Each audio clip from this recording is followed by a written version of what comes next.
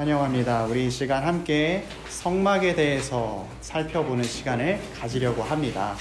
앞에 주어진 유인물을 보시면 우리 성막 개요라고 되어 있습니다. 우리가 성막에 대해서 함께 살펴볼 때에 앞에 화면을 보시면 강의안에 대해서 그리고 성막의 그림 자료에 대해서 제가 준비한 것들이 있습니다. 우리 먼저 함께 살펴볼 것은 우리가 앞으로 성막에 대해서 8번에 나누어서 또 말씀을 보게 될 것입니다. 첫 주는 오늘 이제 성막의 개요에 대해서 살펴보고요. 두 번째 주는 성막의 명칭이 정말로 많이 있습니다. 성막이라고도 말하고 회막이라고도 말하고 증거막 여러 가지의 이름들이 있는데 이 성막의 명칭들의 주요 강조점 그리고 성막이 성전이 되고 이후에 성전이 하늘나라 성전까지 가게 되는 그 변천사를 우리가 함께 다음 주에 살펴볼 것이고요. 또 세 번째 주와 네 번째 주는 우리 성막 특강의 가장 중심적인 내용으로서 성막의 기구에 대해서 살펴볼 겁니다. 성막의 기구에는 총 여러 가지가 있지만 번제단, 물두멍, 그리고 떡상, 등잔대, 분향단, 법궤 그 안에 휘장도 있고 여러 가지 살펴볼 내용들이 많이 있습니다. 2주에 걸쳐서 성막 기구에 대해서 살펴보고요. 또 성막을 공부하게 되면 그 성막에서 일하는 제사장에 대해서 또 함께 살펴볼 필요가 있습니다. 성막에서 이루어지는 것은 제사이기 때문에 제사를 드리는 물론 예배자도 제사를 드리지만 그 제사를 도와주는 제사장과 대제사장 그리고 그 성막에서 드려지는 5가지의 제사, 번제, 소제, 화목제, 속죄제, 속건제 이 5가지의 제사에 대해서 살펴보고요. 그 다음 주는 7절기, 특별히 대속죄를 중심으로 해서 이스라엘이 지키는 7절기를 살펴보게 됩니다. 우리가 예배력을 따라서 함께 예배하고 있잖아요. 예를 들면은 성령 강림주일, 대강주일 이런 식으로 찾아볼 때에 이것이 결국에는 우리의 믿음을 더 성장시키고 양육시키는 데 초점이 있기 때문에 이스라엘 백성들은 이 7절기를 어떻게 그들의 믿음에 적용시켜서 보냈는지 이것을 중점적으로 살펴볼 것입니다. 그리고 드디어 마지막 주에는 성막의 건축과 완성에 대해서 살펴봅니다. 특별히 하나님께서 모세에게 성막에 대해서 가르쳐 주셨을 때 성막에 대한 설계도를 먼저 주시고 그 이후에 성막을 만드는 과정이 출애굽기에 나오게 됩니다. 그때 하나님께서 말씀하신 그대로 성막을 만들었을 때에 하나님께서 그 성막에 거하셨다, 지내셨다 이렇게 얘기를 하거든요. 그래서 우리가 성막이 완성되고 또 건축되는 과정을 통해서 하나님께서 우리와 어떻게 같이 지내고 싶으셨는지를 살펴보도록 할 것입니다. 지금은 계속해서 개요를 보고 있기 때문에 앞에를 쭉 바라봐 주시면 되겠습니다. 성막에 대해서 하나님께서 이제 이스라엘 백성과 모세에게 성막에 대해서 가르쳐 주셨을 때 이스라엘 백성은 출애굽한 상태였습니다. 그리고 여기 시내산 잘 보이시나요? 시내산에서 이제 이 성막에 대해서 받게 되는데요. 이 성막을 시작하기 전에 성막이 주어졌던 배경에 대해서 함께 좀 설명을 드리고서 가면 좋을 것 같습니다. 출애굽기 24장을 보시면 이스라엘 백성과 하나님이 언약을 체결하는 장면이 나옵니다. 언약을 체결했을 때 하나님께서 이스라엘 백성에게 주신 것이 있어요. 첫 번째로 주셨던 것은 우리가 이전에 하이델베르그에서 열심히 공부했었던 바로 십계명입니다. 이 십계명의 많은 규율들 중에서 우리가 단 한 가지라도 정말로 하나님께서 의도하신 대로 지킬 수가 있을까요? 없을까요? 어떻게 생각하시나요? 질문이 조금 구체적으로 된다면 우리의 힘으로 이 십계명을 지킬 수가 있습니까? 없습니까? 예, 없습니다. 그래서 이 십계명이 하나님께서 우리에게 지키라는 말씀으로 주셨지만 결국에는 우리에게 가르쳐주는 것은 우리의 힘으로는 지킬 수 없다. 이스라엘 백성 모든 사람들 그리고 그것을 포함한 우리 모든 인류는 하나님의 말씀을 우리의 힘으로는 지킬 수 없다라는 결론이 나옵니다.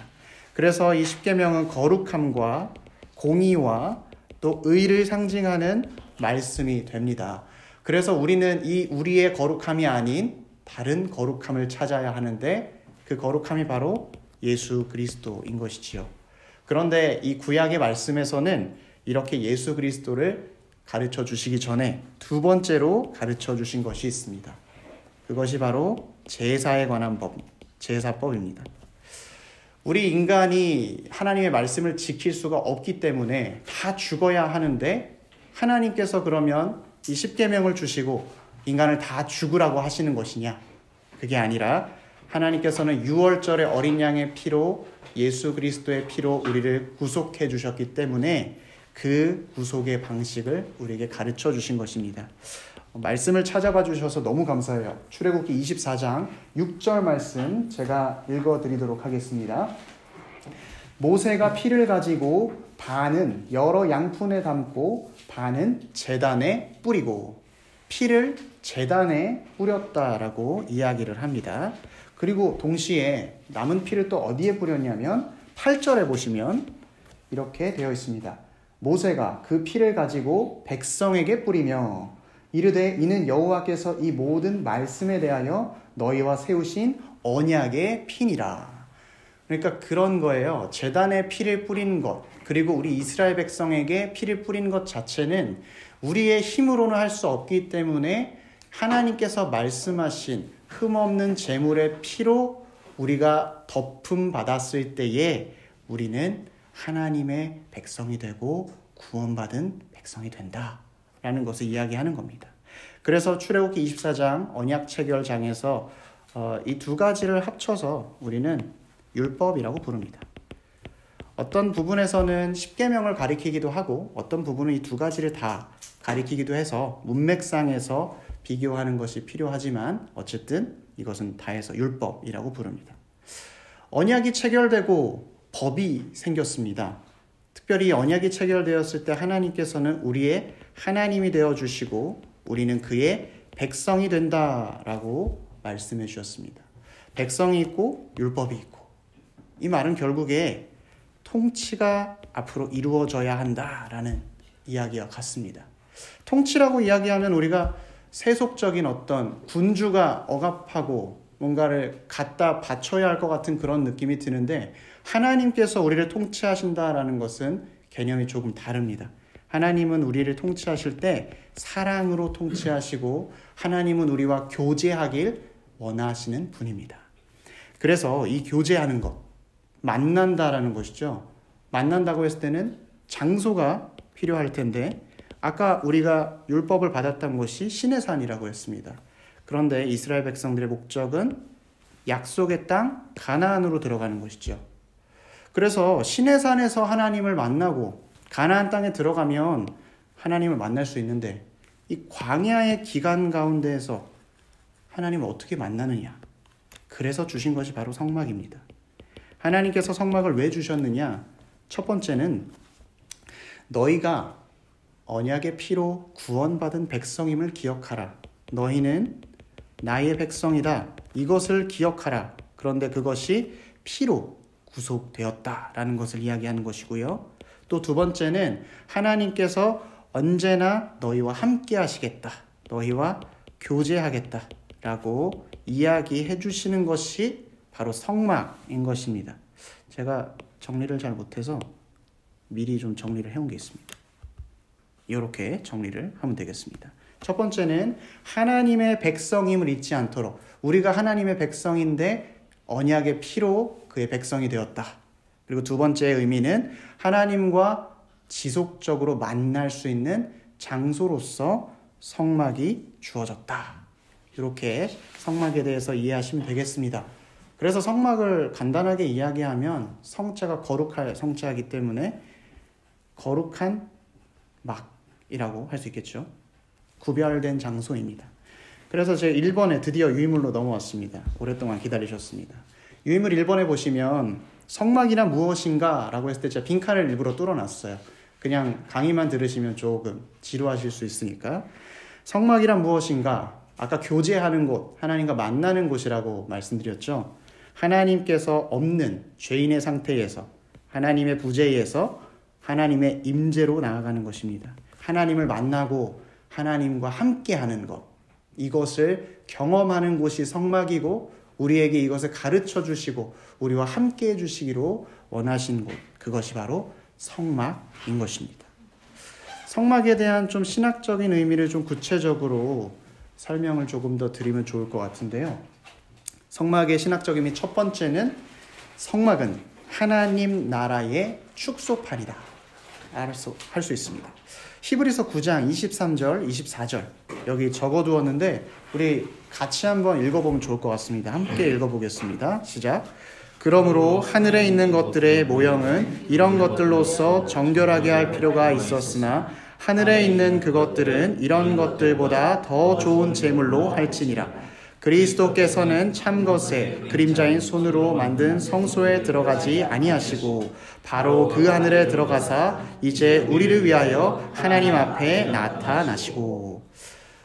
히브리서는 신약의 레위기와 같이 레위기 해석서라고 할 정도로 굉장히 제사에 대해서 잘 다루고 있는 성경책 중에 하나입니다. 여기서 보시면 하늘에 있는 것들의 모형이라는 것은 어떤 가리키는 것의 그림자와 같이 어떤 보여주는 그런 대신해서 보여주는 것이라고 생각하시면 되겠습니다. 하늘에 있는 것, 하나님 나라죠. 하나님께서 함께 하시는 것, 이것의 모형, 그러니까 이것 자체가 성막을 이야기하는 것이고 이런 것들로서 정결하게 할 필요, 이런 것들이라는 것은 양과 염소와 같은 피로 제사를 드리고 깨끗하게 해야 된다는 것입니다. 그러나 그게 성막에서는 원래 제사의 피가 필요했으나 하늘에 있는 그것들은 성막이 가리키는 하나님 나라는 이런 것들보다 더 좋은 제물, 이게 무엇입니까? 다음에 나와 있는 그리스도입니다.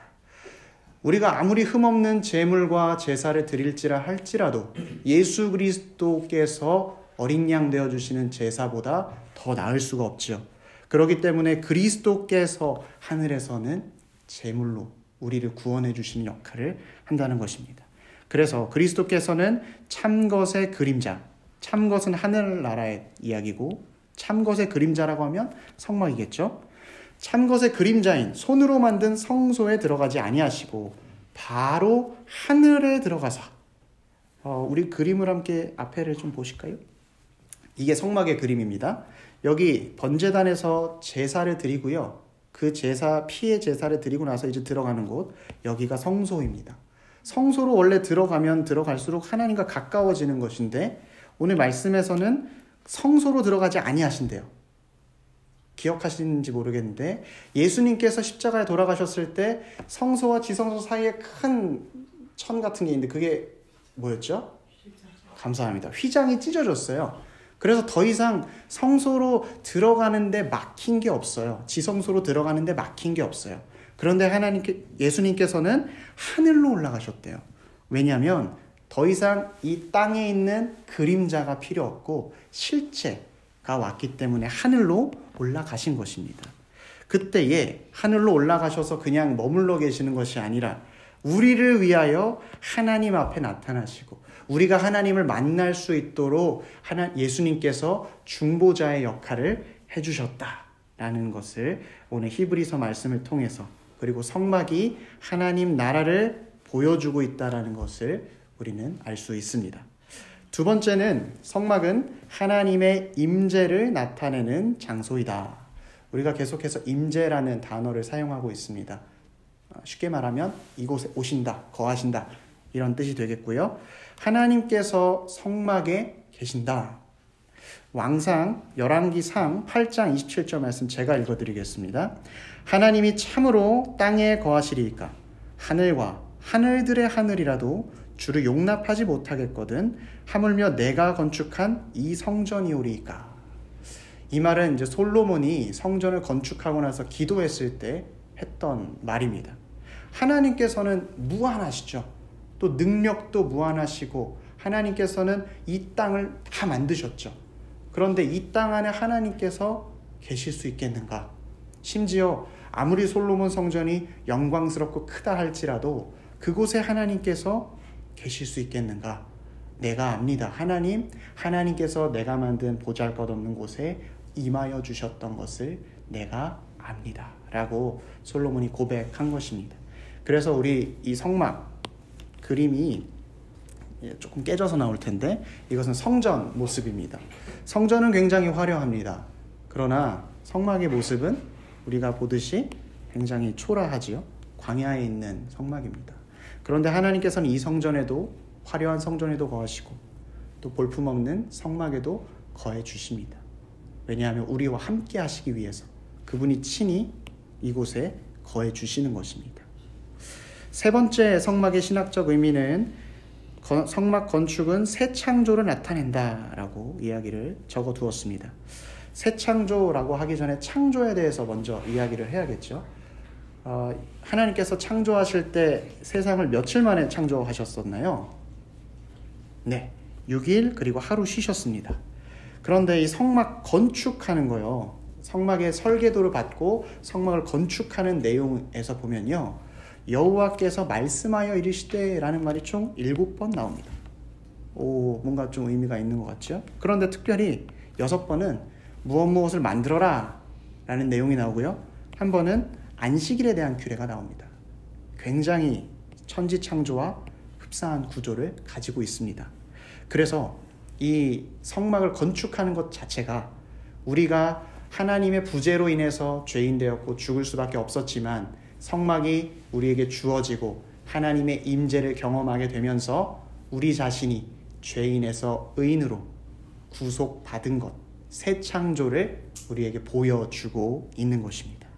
그래서 성막의 신학적인 의미는 이 세 가지 정도로 정리할 수 있을 것 같습니다. 성막을 아까 시작하기 전에 우리가 성막을 왜 공부해야 되는가 이런 질문들 잠깐 이야기했었는데요. 사실 성막이 이제 예수 그리스도께서 휘장을 이렇게 십자가에 달리시면서 찢어지게 되면서 성막은 사실 필요가 없어졌는데 왜 우리가 성막을 다시 이거를 꺼내 들어서 공부해야 하는가, 이 부분에 대해서 좀 살펴보겠습니다. 첫 번째는 영적 진리에 대한 가장 위대한 총체적인 실물 교훈이다, 이렇게 정리했는데요. 말씀해 보면 요한복음 5장 46절 말씀입니다. 함께 읽어보도록 하겠습니다. 시작. 모세를 믿었더라면 또 나를 믿었으리니 이는 그가 내게 대하여 기록하였음이라. 아멘.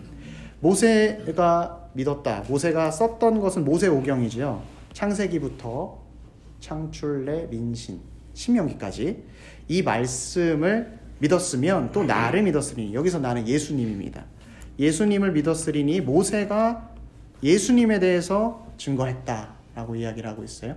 그런데 우리가 창세기부터 그리고 신명기까지의 말씀, 그리고 구약의 말씀, 그리고 히브리서까지요, 다 하면은 성막에 관한 내용이 무려 50장이나 들어있습니다. 인류의 원역사라고 하지요. 창세기 1장부터 11장이 인간의 타락과 죄악, 그리고 구원을 어떻게 받을 것인가에 대한 역사를, 인간의 전체 역사를 11장에 기록해 주셨는데 성막에 대한 내용은 무려 50장이나 기록되어 있습니다. 그렇기 때문에 우리가 모세가 기록한 성경에 증거하시는 예수님을 더 잘 알기 위해서는 이 성막에 대한 이해가 꽤나 중요하다라고 볼 수 있는 것입니다. 특별히 또 성막에 대해서 이따가 함께 보겠지만 성막의 기구들, 그리고 성막에서 이루어지는 일들, 이 전부 다 예수 그리스도를 가리키고 있어요. 그래서 우리가 성막에 대해서 공부하면 공부할수록 예수 그리스도에 대해서 더 알게 되는 것입니다. 그것이 2번에 나와 있습니다. 우리는 성막을 왜 공부해야 합니까? 예수 그리스도의 인격, 주님은 누구신가? 그리고 예수 그리스도의 사역, 그분은 우리에게 무엇을 하셨는가? 이것에 대해서 깨닫게 하기 때문입니다. 예수 그리스도께서는 구원자이시죠. 그리고 하나님이신데 우리를 위해 이 땅에 오신 분이죠. 또 그분이 했던 사역은 무엇입니까? 우리를 구원해 주신 것입니다. 그래서 요한복음 2장 19절 말씀에 이렇게 말씀하십니다. 예수께서 대답하여 이르시되 너희가 이 성전을 헐라 내가 사흘 동안에 일으키리라. 성막과 성전 모두가 예수 그리스도를 가리키고 있고 예수 그리스도께서 사흘 동안에 일으키신다. 3일 뒤에 부활하셔서 모든 성막의 내용들을 다 완성하시고 또 율법의 내용을 다 완성하셔서 우리에게 가장 좋은 길, 유일한 구원의 길을 가르쳐 주시기 때문에 우리는 이 성막의 내용을 통해서 예수 그리스도가 나의 구원자 되시고 예수 그리스도가 나를 위한 구원의 일을 하셨다라는 것을 보게 될 것입니다. 또 마지막 성막에 공부해야 될 이유 마지막은 아까 계속해서 임재라는 단어를 강조해서 설명드리고 있는데 성막에 대해서 공부하면 공부할수록 하나님을 더 사모하게 됩니다. 내용 자체가 우리가 성경 통독하다 보면 창세기, 출애굽기 읽다가 딱 막히는 게 성막 부분인데 성막 부분을 지루하게 쓴 것이 아니라 하나님의 사랑에 대해서 그리고 그 내용을 알면 알수록 우리가 하나님께서 나에게 베풀어 주신 사랑이 이렇게나 크구나 이것을 느끼게 될 것입니다. 계시록 21장 3절 말씀 같이 한번 읽어보겠습니다. 시작. 내가 들으니 보좌에서 큰 음성이 나서 이르되 보라 하나님의 장막이 사람들과 함께 있음에 하나님이 그들과 함께 계시리니 그들은 하나님의 백성이 되고 하나님은 친히 그들과 함께 계셔서. 아멘. 계시록 말씀에서 증거하고 또 우리가 아까 배경에서 살펴보았던 출애굽기 24장 우리가 읽지는 않았지만 언약이 체결되고 나서 이스라엘 백성은 그 성막 안에서 먹고 마셨다라는 표현이 나옵니다. 먹고 마셨다라는 것은 우리가 2주에 한 번씩 하는 것과 굉장히 흡사한 이야기를 생각할 수 있는데요. 예수님께서 12제자들과 6월절 밤에 우리 제자들에게 새 언약을 주셨죠. 너희는 이 떡과 잔을 받아 먹고 마셔라. 그리고 그것을 통해서 예수님과 연합을 누리게 되고 우리가 주의 구원을 더욱더 깊이 경험하게 되는 것처럼 성막도 마찬가지입니다. 성막을 공부하면 공부할수록 우리가 하나님과 연합하는 은혜가 얼마나 큰가, 또 하나님과 연합했을 때 우리가 누리는 유익은 무엇인가, 이런 것들을 보게 될 것입니다. 조금은 지루하실 수도 있겠지만 드디어 성막 그림을 확인하게 될 것입니다. 성막 그림을 좀 보게 되면요, 이런 그림이죠. 3D 실물은 이렇게 생겼고요. 그림을 이렇게 보면 처음에 이쪽 동쪽입니다. 여기가 동쪽이고요. 동쪽에 문이 하나 있습니다. 이 문을 지나가서 이제 점점 여기 주님의 임재하시는 곳 지성소로 들어가는 것인데, 이제 동쪽 문을 들어가서 처음 만나는 곳은 번제단입니다. 번제단에서 제사를 드리고 이 제사 드린 것 이후에 여기 물두멍에서 손을 씻게 됩니다. 정결규례 예식을 하고요. 그 다음 성소로 들어가게 됩니다. 성소에 들어가게 되면 처음에 보이는 것은 떡상이라고 부르고 또 진설병상이라고도 부릅니다. 진설하다라는 것이 한자 말인데 그 제사상에 음식을 올린다 할 때 진설하다라는 말을 쓰곤 했습니다. 또 남쪽이죠. 이쪽에는 등대가 있습니다. 등대가 있을 때에 이 성막 안에, 성소 안에는 빛이 하나도 없어요. 창문도 없기 때문에 어두컴컴합니다. 그런데 이때 등대에 빛을 비추면 이 안이 환하게 비춰지게 되는 것이고요. 그 앞쪽에는 분향단이 있습니다. 분향단은 이제 제사 제물을 잡는 것은 아니고요. 그 기름을 가져다가 이 앞에 향을 피우는 것입니다. 그리고 가운데 휘장이 있고 그 휘장을 들어가면 이제 법궤가 있는 것이죠. 이 내용을 우리가 좀 함께 살펴보면서 이름을 한 번씩 써보면 좋을 것 같아요. 제가 일부러 이름이 다 있었는데 한 번씩 구멍을 뚫어놨습니다. 펜이 있으신 분들은 한 번씩 적으시면 좋을 것 같아요. 첫 번째 아까 제가 얘기했을 때 여기가 번제단이었습니다. 번제단은 한번 보도록 하죠. 성막에서 처음 시작을 합니다. 성막에서 처음 시작을 했을 때 놋기둥이 이렇게 성막 그 뜰에 박혀 있습니다. 그리고 이 가운데 있는 것은 세마포 천입니다. 기둥과 천은 성막과 성막 바깥을 구분하는 역할을 하게 되는데 성막 안은 거룩하다는 의미에서 이 기둥과 세마포 천을 사용했습니다. 그리고 이제 성막 문이죠. 동쪽으로 나 있는 약 9m 정도 되는 문입니다. 이 문을 들어가게 되면 처음 보이는 것이 아까 우리 썼던 번제단입니다. 여기다가 쓸까요? 번제단. 이제 우리 여기까지 들어온 것입니다. 자, 번제단을 보았습니다. 번제단을 보게 되면 이곳에서 아까 제사를 드린다고 했습니다. 오른쪽에 보니까 각을 뜨고 있는 제사를 위한 제물을 준비하는 게 있고요. 또 번제단의 특징은 여기 보면 뾰족한 것이 있어요. 이거는 뿔입니다. 번제단의 뿔. 시편 말씀에 보면 구원의 뿔, 구원의 능력이라고 이야기하는 것이 여기에 나와 있는 그림입니다. 이 뿔의 역할은 제물을 붙잡아 두기 위해서 밧줄을 걸었던 역할을 하기도 했고요. 또 이 뿔에 피를 바름으로써 제사를 드리기도 했습니다. 그래서 피를 바른 모습이 여기는 좀 연하게 나왔는데 여기 피를 바르는 모습이 있습니다. 그리고 여기 보시면 여기 어떤 구멍이 하나 있어요. 요거는 이제 대를 꽂아가지고 이동식으로 이제 번제단을 가지고 이동해야지 될 거 아니에요. 광야에서 가나안 땅으로 들어가야 되니까. 그래서 모든 성막 기구에는 이런 그런 구멍들이 조금씩 있습니다. 우리 번제단을 지나서 만나는 것은 아까 물두멍이라고 했습니다. 물두멍은 어떻게 생겼는지 한번 볼까요? 이렇게 생겼습니다. 다른 것들은 이제 실측의 그런 그 크기가 나오는데 물두멍만큼은 그런 크기가 정확하지 않은 것 같아요. 요거는 우리 물두멍 시간에 좀 더 자세히 보도록 하겠습니다. 물이 여기 담겨 있고요.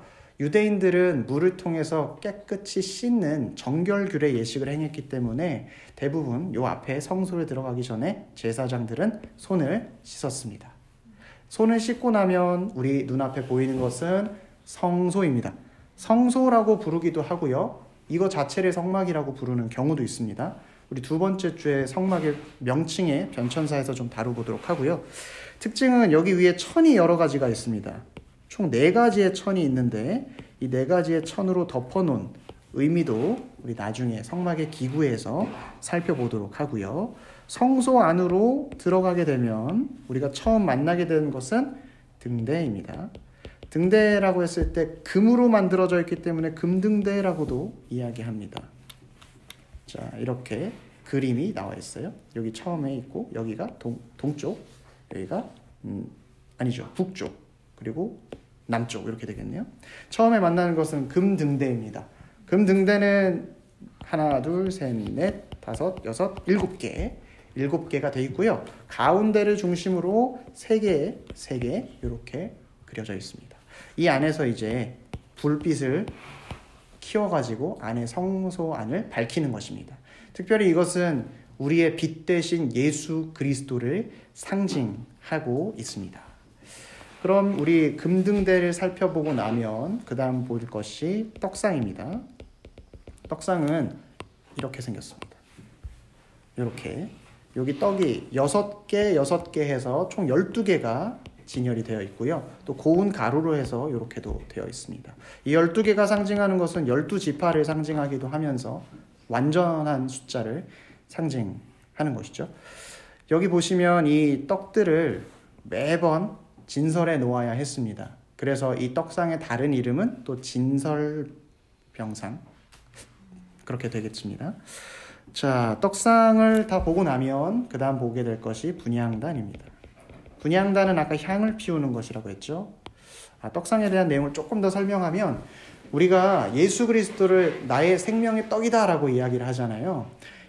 우리가 떡을 늘 여기에다가 진설에 놓아야 하는 이유는 우리 삶 가운데 예수 그리스도께서 늘 함께 계셔야 되는 것이고 또 우리가 이 떡이 새롭게 우리에게 주어지는 것을 기억하기 위해서 여기에 떡을 진설에 놓았습니다.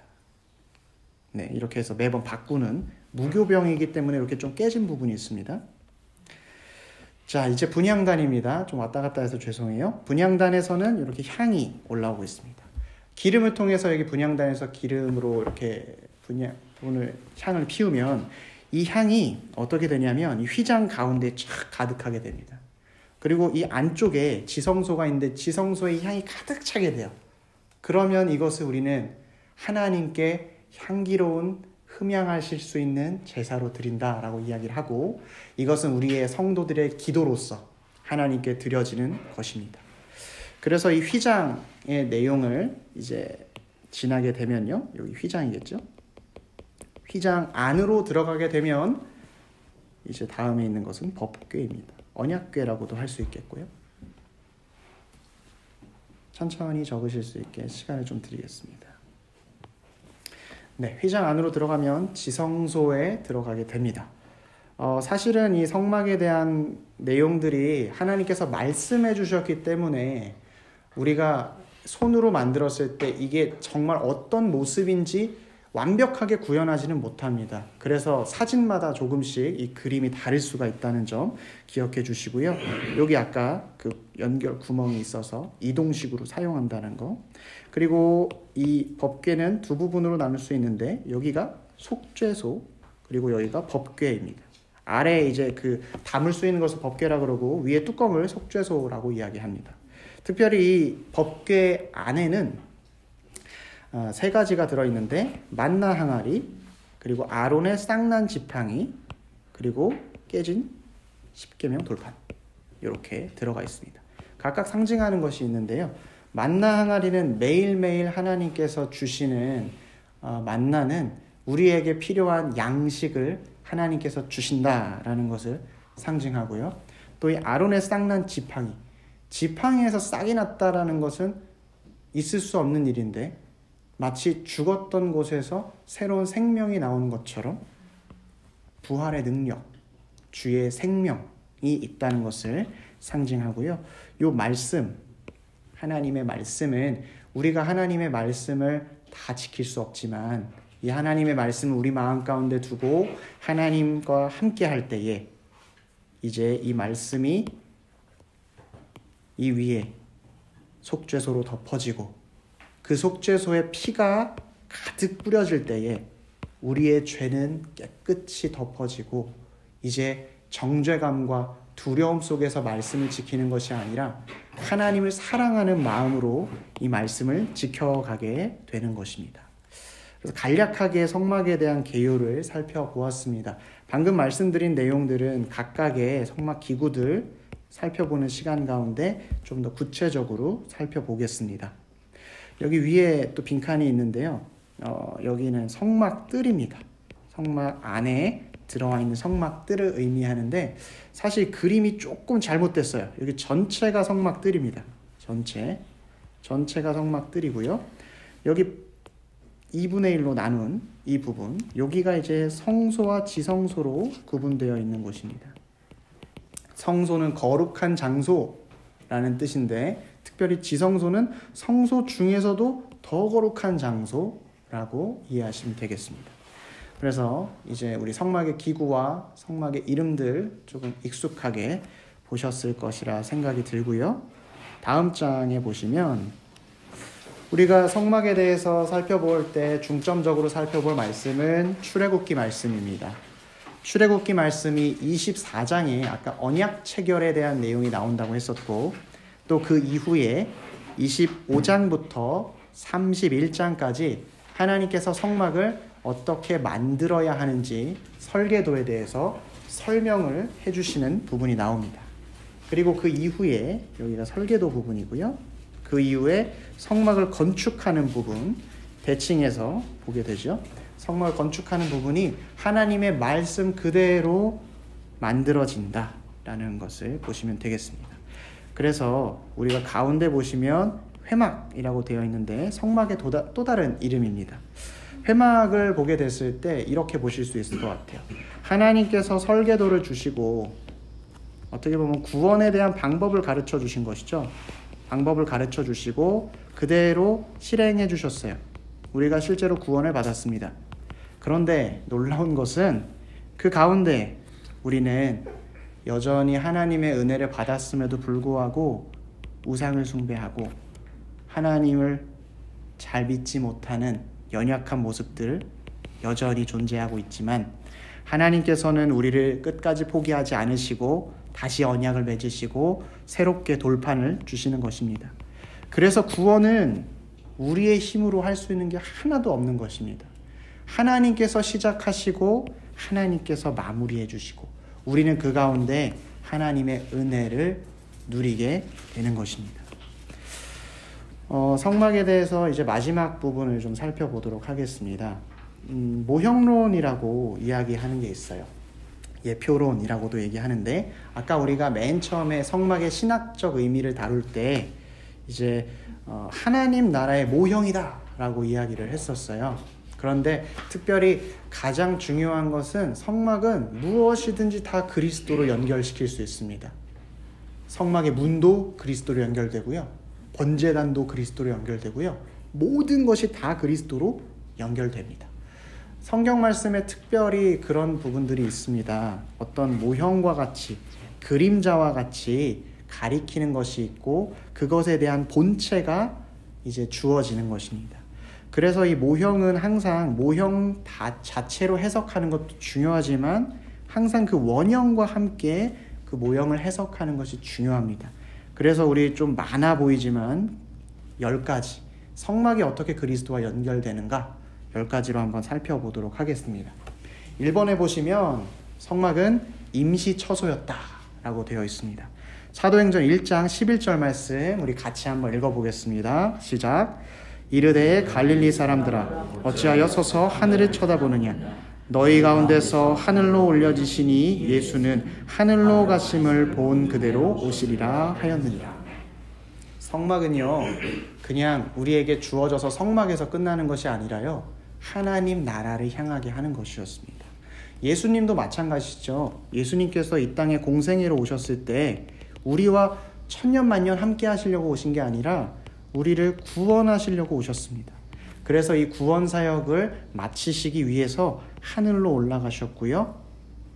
또 완전한 승리, 완전한 구원을 위해서 본 그대로 다시 오신다고 하셨습니다. 성막은 광야에서의 임시 처소였습니다.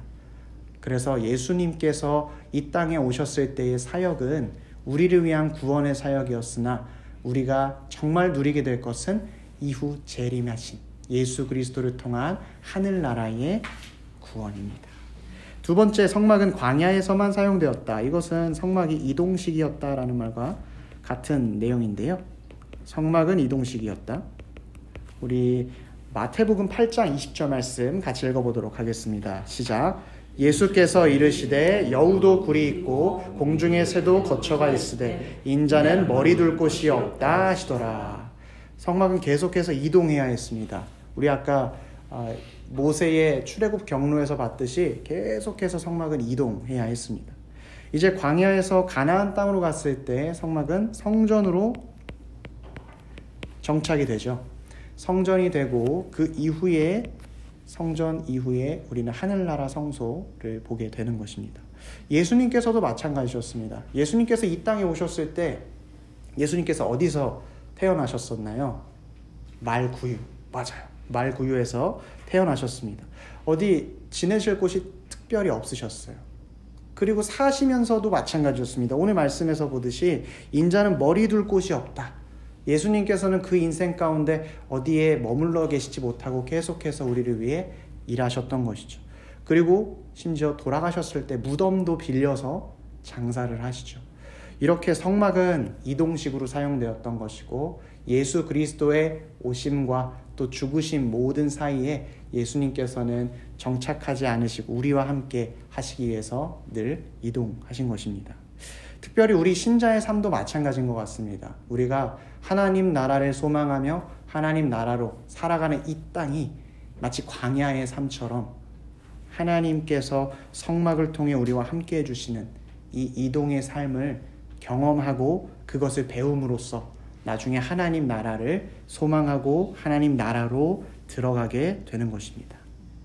세 번째, 성막 외형은 볼품이 없었다. 제가 이 말씀 같이 읽어드리도록 하겠습니다. 이사야 53장 2절 말씀입니다. 그는 주 앞에서 자라나기를 연한 순 같고 마른 땅에서 나온 뿌리 같아서 고운 모양도 없고 풍채도 없은즉 우리가 보기에 흠모할 만한 아름다운 것이 없도다. 성막은 아까 그림에서 우리가 살펴보았듯이 멋있는 것도 없고 예쁜 것도 없었습니다. 특별히 이 마지막 그 덮개가 해달의 가죽이라고 하는데요. 이 해달의 가죽은 이제 비바람, 모래바람이 불으면 여기에 다 그런 게 더러운 게 묻었습니다. 그래서 이방 사람들이 보게 됐을 때는 야, 너희가 믿는 하나님이 계신 곳이라면서 뭐 이렇게 안 좋게 생겼냐? 너희가 믿는 신은 뭐 이런 데서 지내냐? 라고 생각을 할 정도로 성막은 굉장히 볼품없었습니다. 그러나 우리가 성막 안으로 들어가게 되었을 때, 성소 안으로 들어가게 되었을 때 성소 안의 모든 기구들은 다 금으로 되어 있고 그 가운데 밝게 빛나는 빛으로 인해서 그 성소는 정말로 아름답고 화려한 장소였습니다. 예수 그리스도도 마찬가지셨습니다. 우리가 예수 그리스도 자체만을 보게 된다면 나사렛 청년에 불과한 것이죠. 하지만 우리가 믿음으로 예수 그리스도를 바라보게 되었을 때 우리는 예수 그리스도의 놀라우심, 하나님 되심, 우리를 위해 이 땅에 오신 주의 사랑, 우리가 보지 못했던 것을 보게 되는 것입니다. 네 번째는 성막은 하나님께서 거주하시는 장소이다라고 이야기합니다. 골로새서 2장 9절 말씀 함께 읽어보도록 하겠습니다. 시작. 그 안에는 신성의 모든 충만이 육체로 거하시고.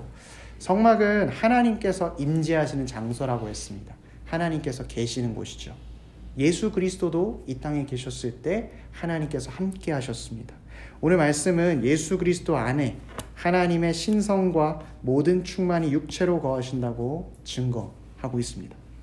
다섯 번째, 성막은 하나님이 인간을 만나주시는 장소이다. 출애굽기 25장 21절 22절 상반절입니다. 제가 읽겠습니다. 속죄소를 궤 위에 얹고 내가 내게 줄 증거판을 궤 속에 넣으라. 거기서 내가 너와 만나고. 속죄소, 아까 우리 그 법궤의 뚜껑을 속죄소라고 했죠. 속죄소 궤 위에 얹고 내가 내게 줄 증거판, 십계명 말씀입니다. 그것을 궤 속에 넣으라. 그러면 내가 너와 거기서 만나주겠다. 그래서 우리는 그 지성소 안에 하나님께서 계신다라고 보았던 것이고, 예수 그리스도께서 십자가에 달리셨을 때, 예수 그리스도께서 그곳에 달리셨을 때 휘장이 찢어지고 우리는 그 십자가를 의지할 때 하나님을 만나게 되는 것입니다. 여섯 번째, 성막은 이스라엘 중앙에 위치했다. 민수기 2장 2절 말씀인데요. 같이 읽어보도록 하겠습니다. 시작. 이스라엘 자손은 각각 자기의 진영의 군기와 자기의 조상의 가문의 기호 곁에 진을 치되 회막을 향하여 사방으로 치라. 성막의 그림을 보시게 되면요, 여기 이스라엘 12지파가 성막을 중심으로 이렇게 진을 치고 있습니다. 그런데 특별한 것이 하나 있는데, 이 성막을 중심으로 한 이스라엘 백성들의 이 텐트의 입구가 다 성막을 향해 나 있었어요. 이런 식으로 성막을 바라보고 있었어요. 이상하지 않습니까? 전쟁을 나가거나 이동을 하려면 앞을 바라보아야 하는데 이스라엘 백성은 성막을 바라보고 있었어요. 이것은 이들의 눈이, 이들의 가는 길이, 이들에게 앞으로 펼쳐질 모든 일이 주님께 달려있다라는 이들의 신앙의 고백과도 같은 것이었습니다. 그래서 우리 그리스도인은 늘 하나님을 바라보는 삶으로 이 광야의 길을 걸어가야 합니다. 하나님을 바라보지 못하는 순간 우리는 하나님의 임재에서 하나님이 없어지는 하나님의 부재를 경험하게 되기 때문입니다. 일곱 번째, 성막은 율법이 보존되는 장소이다. 이사야 시편 말씀 40편 8절 말씀입니다. 제가 읽겠습니다. 나의 하나님이여, 내가 주의 뜻 행하기를 즐기오니 주의 법이 나의 심중에 있나이다 하였나이다. 성막의 지성소 안에는 십계명 돌판이 들어가 있다고 말씀드렸죠. 그래서 그 돌판이 마치 하나님께서 친히 써주셨던 돌판이 들어있던 것처럼 이제 구약의 시대에서 신약의 시대에 넘어온 사람들은 주의 법이 우리의 마음에 있게 된다라는 것입니다.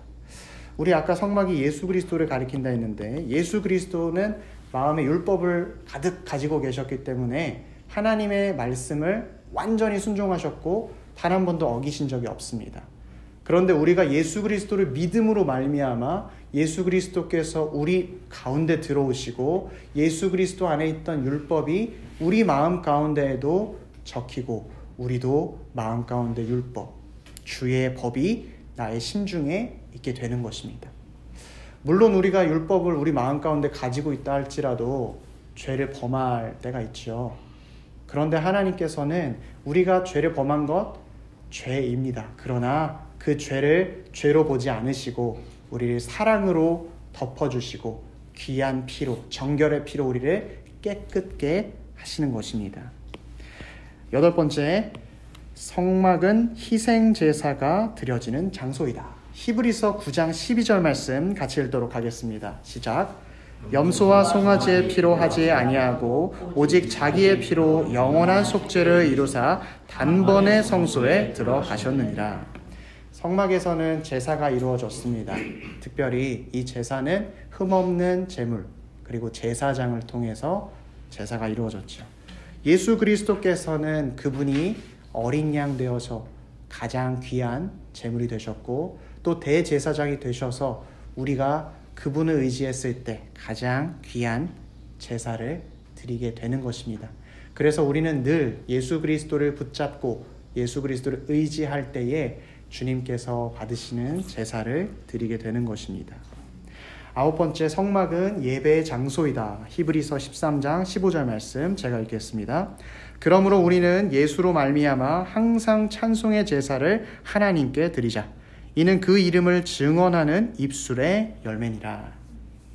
아까 우리 희생제사가 드려지는 장소이다라고 했던 것처럼 성막은 하나님께 예배드리고 하나님을 만나는 장소이죠.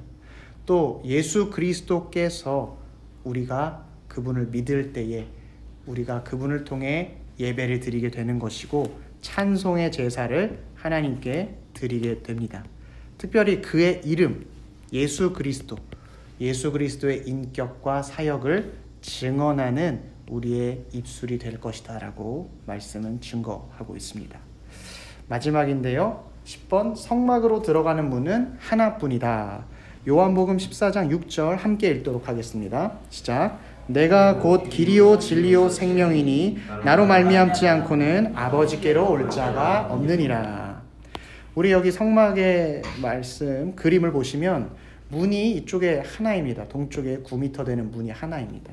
다른 곳으로 들어가고 싶어도 들어갈 수가 없습니다. 오히려 이 다른 곳으로 들어가게 되면 절도요 도둑이다 라고 말씀하셨고 이 구원의 문으로만 들어갈 수 있습니다. 하나님을 만나게 되는 이 성소로 들어가는 방법은 유일한 구원의 문이신 예수 그리스도를 통해서만 가능하다라는 것을 이야기하는 것입니다. 그래서 예수님께서는 나로 말미암지 않고는 아버지께로 올 자가 없느니라 말씀하신 것이죠. 요한복음 14장 9절은 또 다른 이야기를 우리에게 주고 있습니다. 내가 문이니 누구든지 나로 말미암아 들어가며 구원을 받고 또는 들어가며 나오며 꼴을 얻으리라. 하나님께서는 우리를 구원하실 뿐만 아니라 구원에서 끝내는 것이 아니라 구원 이후에 우리와 함께 하셔서 구원받은 자가 누리는 기쁨, 구원받은 자가 누리는 은혜, 구원받은 자가 하나님을 찬양하며 지내는 삶, 모든 것을 우리에게 주신 것입니다. 우리가 예수 그리스도를 통해서 이 하나님의 축복과 은혜와 모든 귀한 것을 받게 되는 것입니다. 오늘 성막의 개요 부분을 좀 마치면서 한 가지 말씀을 드리도록 하겠습니다. 성막의 문이 동쪽에 나 있다라고 말씀을 드렸잖아요. 우리가 에덴 동산에서 아담과 하와가 쫓겨났을 때 동쪽에 하나님께서 그 불검과 천사를 이렇게 두셔서 맞게 하십니다. 그 이후에 가인이 아벨을 죽이고 나서 동쪽 땅으로 더 들어가면서 노 땅에 거주했다라고 이야기를 하거든요. 우리가 에덴 동산에 있을 때 하나님께 범죄함으로 말미암아 에덴 동쪽 바깥으로 아담과 하와가 쫓겨났습니다. 그리고 가인이 죄를 지었을 때 동쪽 땅 노 땅으로 또 이동하게 됩니다. 그 이후에 롯과 아브라함이 있을 때 소돔과 고모라로 롯이 이동을 하는데 그곳도 동쪽에 있습니다.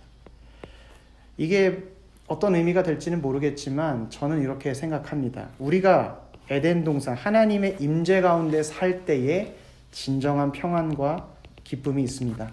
그런데 인간은 끊임없이 죄를 지음으로 인해서 하나님과 멀어지는 선택을 함으로써 파멸의 길, 지옥의 길로 달려가고 있습니다.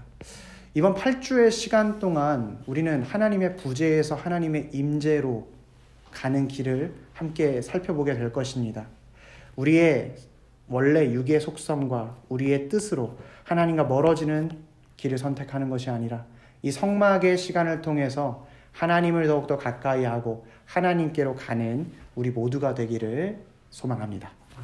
이 시간 함께 기도하도록 하겠습니다.